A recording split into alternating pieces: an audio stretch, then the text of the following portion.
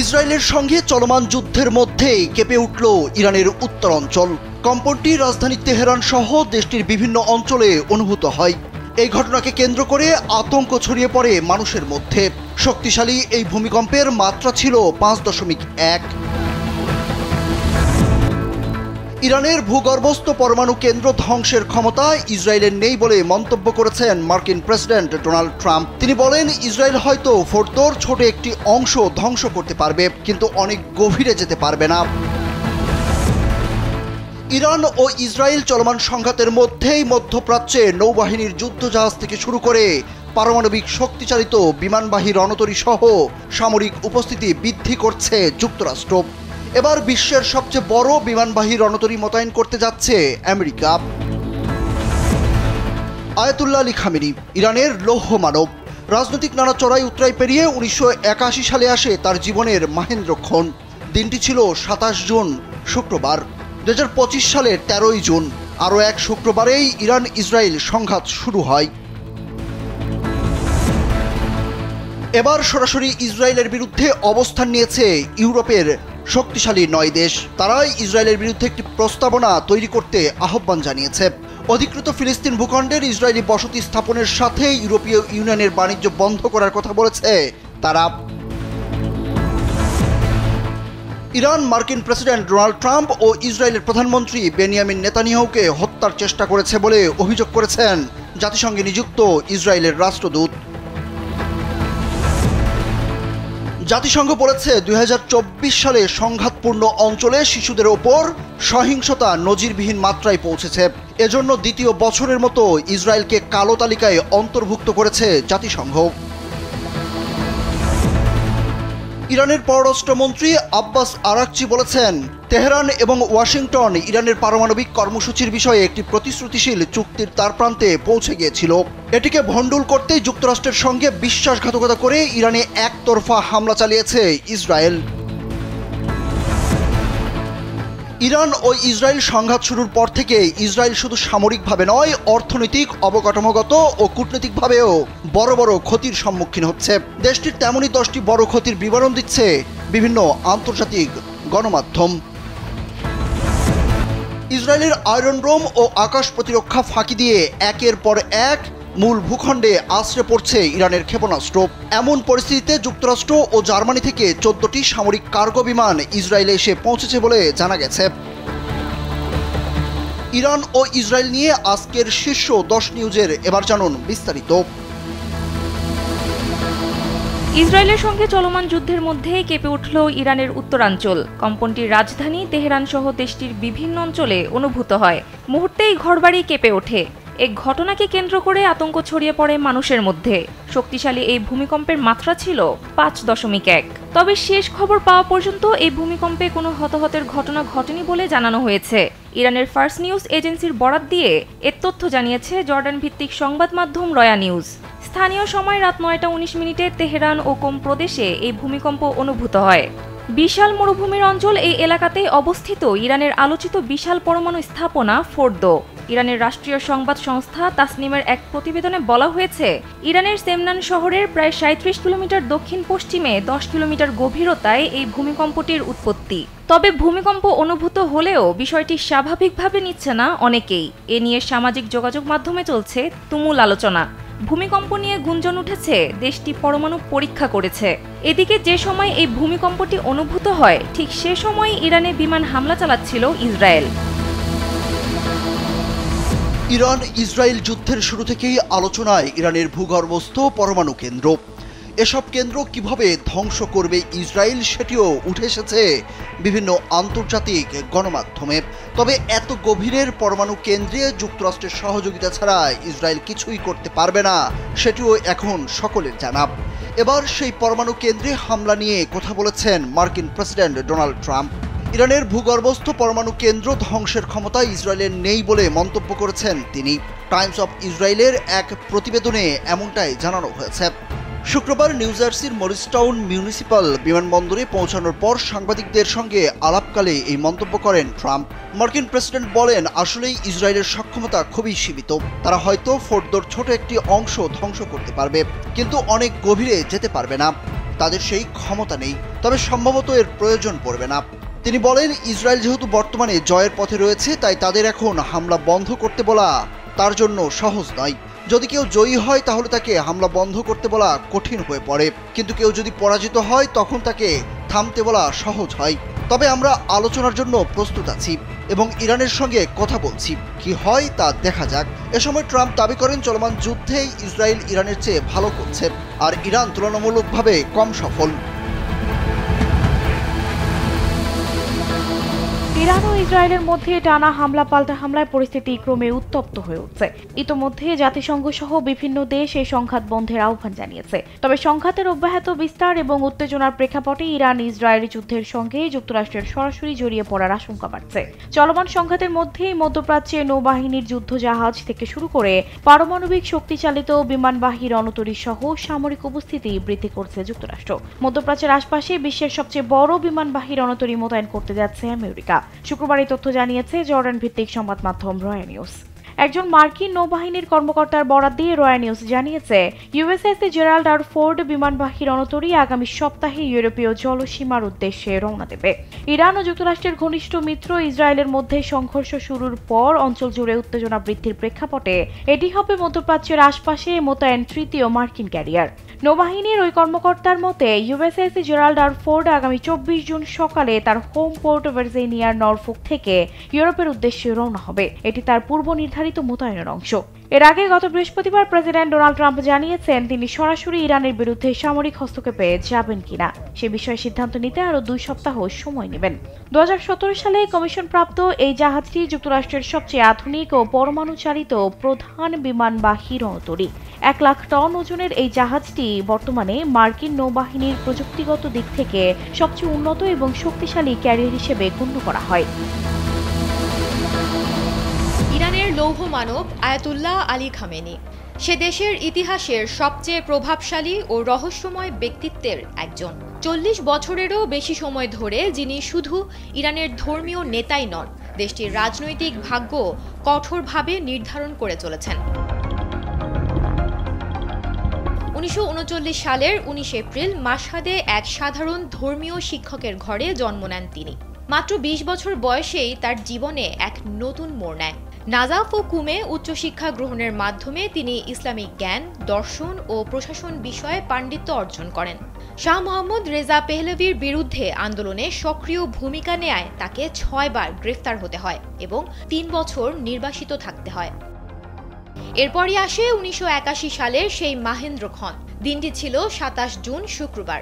এদিন এক ভয়াবহ হামলা তার জীবনকে চিরতরে বদলে দেয়। তেহরানের আবুজার মসজিদে বক্তৃতা শেষে সাংবাদিকের ছদ্মবেশে এক ব্যক্তি তার সামনে একটি টেপ রেকর্ডার রাখে।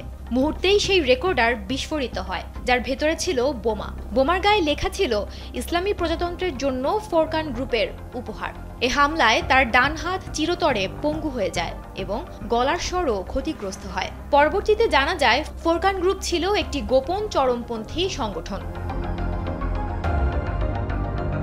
এ ঘটনার পরদিনই আইআরপি কার্যালয়ে আরেকটি ভয়াবহ বিস্ফোরণে 70 জনের বেশি মানুষ নিহত হন।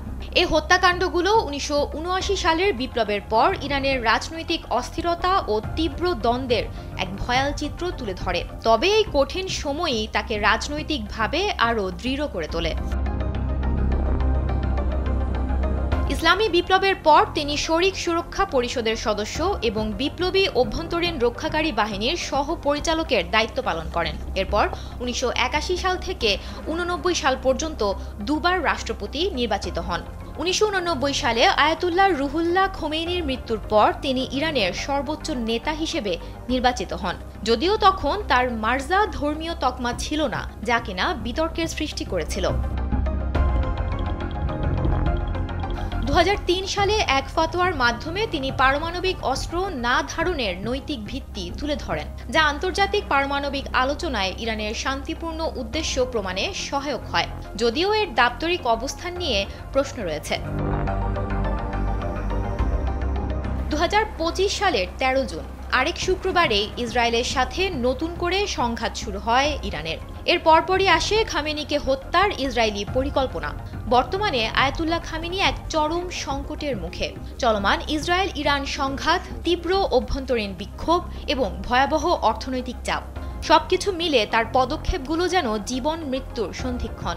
সম্প্রতি তার ঘনিষ্ঠ পরামর্শদাতারা ইসরায়েলি হামলায় নিহত হওয়ায় পরিস্থিতি আরও জটিল হয়েছে। যদি তার কিছু হয়ে যায় তবে তার পুত্র মুজতবা খামেনিকেই সম্ভাব্য উত্তরাধিকারী হিসেবে দেখা হচ্ছে। এসব তথ্য জানা যায় ইসরায়েলের সংবাদ মাধ্যম জেরুজালেম পোস্টের এক প্রতিবেদনে। 40 বছর ধরে ইরানের রাজনৈতিক ও ধর্মীয় কাঠামোকে লৌহ মুষ্টিতে নিয়ন্ত্রণ করেছেন আয়াতুল্লাহ আলী খামেনি। অভ্যন্তরীণ বাধা, আন্তর্জাতিক চাপ আর উত্তরাধিকার নিয়ে অনিশ্চয়তার মধ্যেও তার শাসন ভবিষ্যৎ ইতিহাসেও এক আলোচিত অধ্যায় হয়ে থাকবে।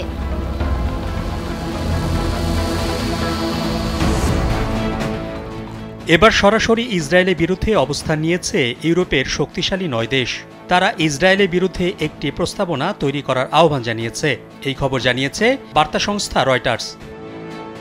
এর আগে ইরানের সশস্ত্র বাহিনী ইসরায়েলিদের ফিলিস্তিনি অধিকৃত অঞ্চল ছেড়ে চলে যেতে বলেছে। ইরানের সশস্ত্র বাহিনী ইসরায়েলি বসতি স্থাপনকারীদের সতর্ক করে বলেছে, ইসরায়েলিদের এসব বসতি অদূর ভবিষ্যতে বসবাসের অযোগ্য হয়ে পড়বে। ইরানের এই সতর্ক বার্তার পরপরই অধিকৃত ফিলিস্তিনি ভূখণ্ডে ইসরায়েলি বসতি স্থাপনের সাথে ইউরোপীয় ইউনিয়নের বাণিজ্য বন্ধ করার জন্য প্রস্তাব তৈরি করার আহ্বান জানিয়েছে ইউরোপের ওই 9 দেশ। দেশগুলো হলো Belgium, Finland, Ireland, Luxembourg, Poland, Portugal, Slovenia, Spain এবং সুইডেন। এজন্য তারা ইউর পররাষ্ট্র দপ্তরের প্রধান কাজা কালাসকে একটি চিঠি পাঠিয়েছে।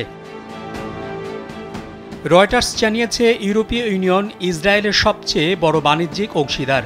ইসরায়েলি পণ্যের প্রায় 1/3 ইউরোপের বাজারেই যায়। গেল বছর ইউর সঙ্গে ইসরায়েলের পণ্য বাণিজ্য ছিল 42.6 বিলিয়ন ইউরো। তবে এই বাণিজ্যের কতটা বসতি স্থাপনের সাথে জড়িত তা স্পষ্ট নয়।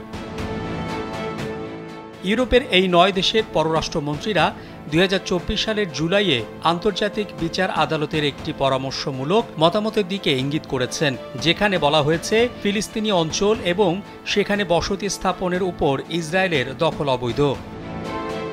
এতে আরও বলা হয়েছে, পরিস্থিতি বজায় রাখতে সাহায্যকারী বাণিজ্য বা বিনিয়োগ সম্পর্ক রোধে সংশ্লিষ্ট রাষ্ট্রগুলোর পদক্ষেপ নেওয়া জরুরি। কিন্তু ইউরোপীয় ইউনিয়ন অবৈধ বসতি স্থাপনের সাথে পণ্য ও পরিষেবার বাণিজ্য কিভাবে কার্যকরভাবে বন্ধ করা যায় সে বিষয়ে আলোচনা শুরু করার কোনো প্রস্তাব উত্থাপন করছে না বলে অভিযোগ করেছেন ওই 9 দেশের পররাষ্ট্রমন্ত্রী। বেলজিয়ামের পররাষ্ট্রমন্ত্রী ম্যাক্সিম প্রিভোক্ট স্পষ্ট করে বলেছেন, ইউরোপকে অবশ্যই আন্তর্জাতিক আইনের সাথে সঙ্গতিপূর্ণ বাণিজ্য নীতি নিশ্চিত করতে হবে।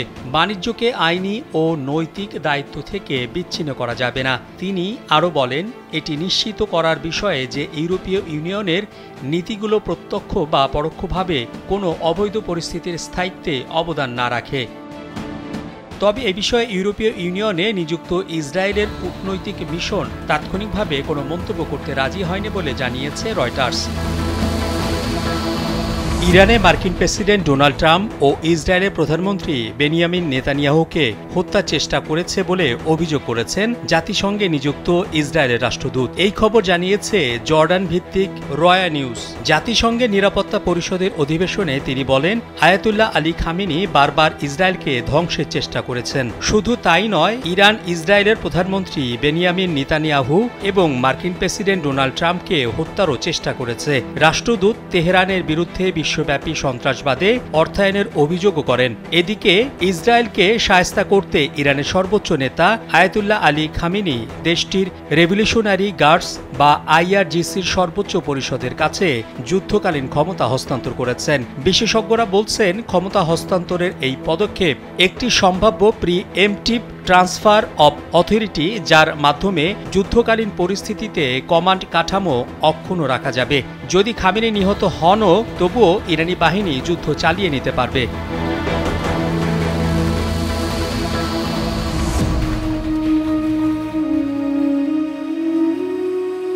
দশকের পর দশক একটি নিপীড়িত, নিষ্পেষিত, বঞ্চিত জাতি নিজ ভূমে পরবাসী। বিশ্বের মোড়লরা কতবার ক্যাম্প ডেভিড, অসলো, জাতিসংঘে রাষ্ট্রের স্বীকৃতির সম্ভাবনা, শান্তির ললিত বাণী শোনালো, কিন্তু এখনও ফিলিস্তিনিরা বিশ্বে এতিম। ইসরায়েলের বাহিনী অধিকৃত ফিলিস্তিনে নিরস্ত্র মানুষের ওপর যে নির্বিচার নিধনযজ্ঞ চালাচ্ছে তা মানবাধিকারের মাপকাঠিতে কতটুকু ধরা পড়ে। মানবাধিকারের প্রথম কথা হচ্ছে বেঁচে থাকার অধিকার। অধিকৃত ফিলিস্তিনে বেঁচে থাকার অধিকার কতটুকু? মার খেতে খেতে একটু রুখে দাঁড়ালে তা হয় সন্ত্রাসবাদ ও হঠকারিতা, আর ইসরায়েল সাধারণ মানুষের ঘরবাড়িতে বোমা ফেললে তা হয় আত্মরক্ষার অধিকার। স্যান্ডেলিনা সো, রূপচর্চায় আভিজাত্য। পশ্চিমা বিশ্বের মোড়লরা এই নীতি নিয়েই 7 দশক পার করল। ফিলিস্তিনে চলমান সংঘাতের মধ্যে চলতি মাসের 13 তারিখ হঠাৎ ইরানে হামলা চালায় ইসরায়েল। হামলার আগে থেকেই যুক্তরাষ্ট্রের সঙ্গে আলোচনা চলছিল ইরানের। আল জাজিরার এক প্রতিবেদনে বিষয়টি প্রকাশ পায়। এদিকে গতকাল বৃহস্পতিবার প্রকাশিত নতুন প্রতিবেদনে জাতিসংঘ বলেছে 2024 সালে সংঘাতপূর্ণ অঞ্চলে শিশুদের ওপর সহিংসতা নজিরবিহীন মাত্রায় পৌঁছেছে, আর শিশুদের অধিকার লঙ্ঘনের ঘটনা সবচেয়ে বেশি ঘটেছে গাজা উপত্যকা ও অধিকৃত পশ্চিম তীরে। ইসরায়েলি বাহিনী এসব ঘটনার জন্য দায়ী। এবারে প্রতিবেদনে জাতিসংঘ দ্বিতীয় বছরের মতো ইসরায়েলকে কালো তালিকায় অন্তর্ভুক্ত করেছে। বিশ্ব সংস্থার এই তালিকায় এমন দেশগুলোকে অন্তর্ভুক্ত করা হয়েছে যারা সশস্ত্র সংঘর্ষে শিশুদের ওপর গুরুতর নির্যাতন চালিয়েছে। এমন এক সময় ইসরায়েলকে কালো তালিকাভুক্তির ঘোষণা এসেছে যখন গাজায় প্রায় 20 মাস ধরে নৃশংস হামলা চালিয়ে যাচ্ছে ইসরায়েল। প্রতিবেদনে বলা হয় 2023 সালের তুলনায় গত বছর বিশ্বব্যাপী শিশুদের উপর গুরুতর সহিংসতা 25% বেড়েছে। এর মধ্যে রয়েছে হত্যা ও অঙ্গহানি, যৌন সহিংসতা, স্কুল ও হাসপাতালের উপর হামলার ঘটনা। এসব ঘটনার মধ্যে শুধু অধিকৃত ফিলিস্তিনি ভূখণ্ড ও ইসরায়েলে 2959 শিশুর উপর 8554টি গুরুতর সহিংসতার ঘটনা ঘটেছে। পরমাণু ইস্যুতে ইরানের সঙ্গে যুক্তরাষ্ট্রের আলোচনা চলার মধ্যেই তেহরানে হামলা চালায় ইসরায়েল। মার্কিন প্রেসিডেন্ট ডোনাল্ড ট্রাম্প ইরানকে পারমাণবিক ইস্যুতে চুক্তি করার জন্য 60 দিন সময় বেঁধে দিয়েছেন, কিন্তু ইরান তা প্রত্যাখ্যান করায় 61তম দিনে অর্থাৎ 13 জুন তেহরানে হামলা চালায় ইসরায়েল। ইসরায়েলের দাবি ইরান পারমাণবিক অস্ত্র তৈরির চূড়ান্ত পর্যায়ে পৌঁছে যাচ্ছিল, এটি থামাতেই তারা হামলা চালিয়েছে। তবে শুক্রবার ইসরায়েলের এই হামলাকে যুক্তরাষ্ট্রের সঙ্গে কূটনৈতিক বিশ্বাসঘাতকতা বলে অভিহিত করেছেন ইরানের পররাষ্ট্রমন্ত্রী আব্বাস আরাঘচি। তিনি বলেন, তেহরান এবং ওয়াশিংটন ইরানের পারমাণবিক কর্মসূচির বিষয়ে একটি প্রতিশ্রুতিশীল চুক্তি দ্বারপ্রান্তে পৌঁছে গিয়েছিল। এটাকে ভণ্ডুল করতে যুক্তরাষ্ট্রের সঙ্গে বিশ্বাসঘাতকতা করে ইরানে একতরফা হামলা চালিয়েছে ইসরায়েল। ইউরোপীয় পররাষ্ট্রমন্ত্রীদের সাথে গুরুত্বপূর্ণ বৈঠকের আগে জেনেভায় জাতিসংঘের মানবাধিকার কাউন্সিলকে এসব কথা বলেন ইরানের পররাষ্ট্রমন্ত্রী। এই খবর জানিয়েছে জর্ডান ভিত্তিক রয়্যাল নিউজ। এদিকে ইরানের বেসামরিক পারমাণবিক স্থাপনায় সামরিক হামলা আন্তর্জাতিক আইনের লঙ্ঘন বলে মন্তব্য করেছে সৌদি আরবের পারমাণবিক ও বিকিরণ নিয়ন্ত্রক কমিশন। ইরানে একাধিক পরমাণু স্থাপনায় ইসরায়েলের হামলার পর তারা এই মন্তব্য করেছে। কাতার ভিত্তিক সংবাদ মাধ্যম আল জাজিরার লাইভ আপডেটে বলা হয়েছে, 13 জুন হামলা শুরুর পর থেকে ইরানের একাধিক পারমাণবিক স্থাপনাতে নিশানা করেছে ইসরায়েলের সামরিক বাহিনী। এর মধ্যে বৃহস্পতিবার ইরানের খোন্দাব হেভি ওয়াটার রিসার্চ রিঅ্যাক্টরের ওপরেও হামলা হয়েছে। বেসামরিক পারমাণবিক স্থাপনায় ইসরায়েলের এমন হামলার পর সৌদি আরবের পারমাণবিক ও বিকিরণ নিয়ন্ত্রক কমিশন বলছে, বেসামরিক পরমাণু স্থাপনায় সামরিক হামলা আন্তর্জাতিক আইনের লঙ্ঘন, যা কোনোভাবেই কাম্য নয়। ইরান ও ইসরায়েলের মধ্যে চলমান যুদ্ধ দিন দিন ভয়াবহ রূপ নিচ্ছে। তবে সংঘর্ষ শুরুর পর থেকে ইসরায়েল শুধু সামরিকভাবে নয়, অর্থনৈতিক, অবকাঠামোগত ও কূটনৈতিকভাবেও বড় বড় ক্ষতির সম্মুখীন হচ্ছে। আন্তর্জাতিক বিভিন্ন সংবাদ মাধ্যমের তথ্য বিশ্লেষণ করে দেখা যাচ্ছে, ইসরায়েল এখন বহুমাত্রিক সংকটের মধ্য দিয়ে যাচ্ছে। দেশটির তেমনই 10টি বড় ক্ষতি তুলে ধরা হলো। এই যুদ্ধে ইসরায়েলকে বিপুল সামরিক ব্যয় বহন করতে হচ্ছে। যুদ্ধে দেশটিকে প্রতিদিন 700 থেকে 900 মিলিয়ন ডলার পর্যন্ত খরচ করতে বাধ্য করছে।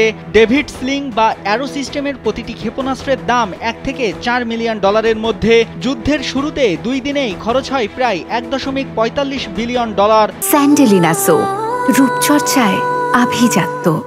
দীর্ঘমেয়াদী এই ব্যয় দেশটির অর্থনীতিতে ভয়াবহ চাপ সৃষ্টি করছে।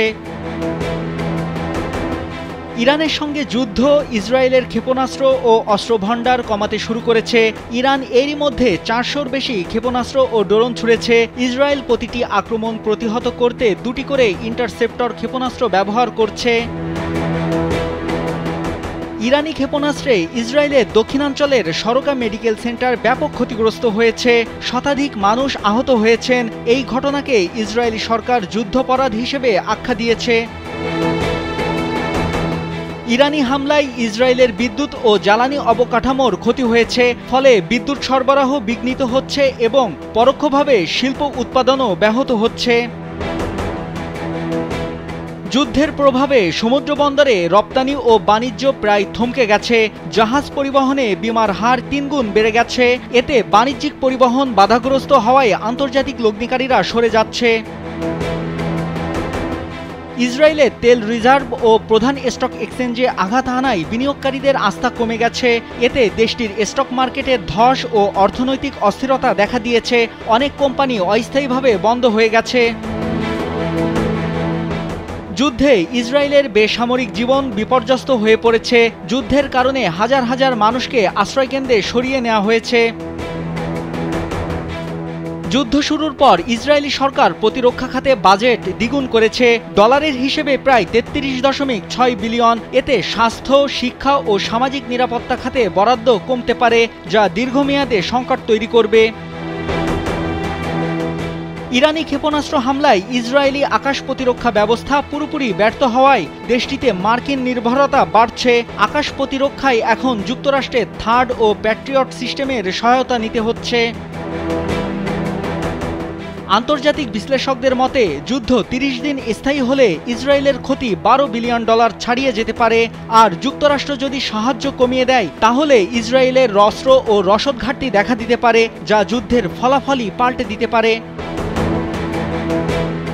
বিশ্লেষকরা আরও বলেন, এই সংঘাত যত দীর্ঘায়িত হবে তত বেশি ক্ষতিগ্রস্ত হবে ইসরায়েল। ইরানের দাবি অনুযায়ী তারা এখনও সম্পূর্ণ অস্ত্রভান্ডার ব্যবহার করেনি। যদি এই দাবি সত্যি হয় তাহলে সামনে আরও কঠিন সময় অপেক্ষা করছে ইসরায়েলের জন্য। ইরানের হামলায় ইসরায়েলের প্রতিরক্ষা ক্ষেপণাস্ত্র সংকটের আশঙ্কা করা হচ্ছে। দেশটি ইরানের হামলা ঠেকাতে ক্রমশ ব্যর্থ হয়ে পড়ছে। ইসরায়েলের আয়রন ডোম ও আকাশ প্রতিরক্ষা ফাঁকি দিয়ে একের পর এক মূল ভূখণ্ডে আশ্রে পড়ছে ইরানের ক্ষেপণাস্ত্র। এমন পরিস্থিতিতে যুক্তরাষ্ট্র জার্মান থেকে সামরিক সরঞ্জাম নিয়ে ইসরায়েলে নামছে 1 ডজনের বেশি বিমান। মিডল ইস্ট মনিটরের এক প্রতিবেদনে তথ্য জানানো হয়েছে। আনাদুলু এজেন্সি জানিয়েছে, ইরানের সঙ্গে চলমান সংঘাতের মধ্যে যুক্তরাষ্ট্র ও জার্মানি থেকে 14টি সামরিক কার্গো বিমান ইসরায়েল এসে পৌঁছেছে। ইসরায়েলের প্রতিরক্ষা মন্ত্রণালয় এক বিবৃতিতে এ তথ্য নিশ্চিত করেছে। এসব বিমান সামরিক সরঞ্জাম ও রসদ বহন করছে, যা ইসরায়েলি সেনাবাহিনীর অপারেশনাল প্রস্তুতি জোরদারে সহায়তা করবে। এই চালানটি 13 জুন ইরানের বিরুদ্ধে ইসরায়েলের সামরিক অভিযান শুরু হওয়ার পর গঠিত আকাশ ও সমুদ্রপথে সহায়তা চালানের অংশ। প্রতিরক্ষা মন্ত্রণালয় আরও জানিয়েছে, 2023 সালের 7 অক্টোবর গাজা উপত্যকায় গণহত্যামূলক যুদ্ধ শুরুর পর থেকে পর্যন্ত 800টিরও বেশি সামরিক কার্গো বিমান ইসরায়েলে এসেছে। তবে এসব বিমানে কী ধরনের সরঞ্জাম এসেছে সে বিষয়ে কোনো বিস্তারিত তথ্য প্রকাশ করা হয়নি। এ বিষয়ে যুক্তরাষ্ট্র ও জার্মানির পক্ষ থেকেও এখনও কোনো মন্তব্য করা হয়নি।